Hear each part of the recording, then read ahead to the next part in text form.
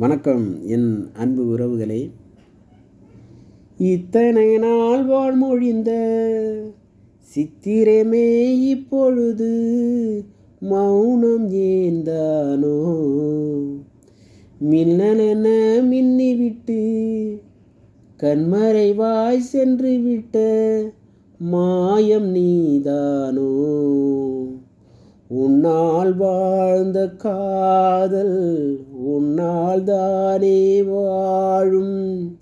என்னை நீங்கி போனால் உன்னை சேரும் பாவம்.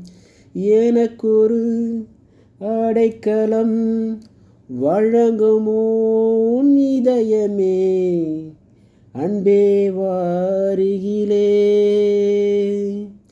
என் வாசல் வழியிலே உல்லாச மாளிகை. நன்றி.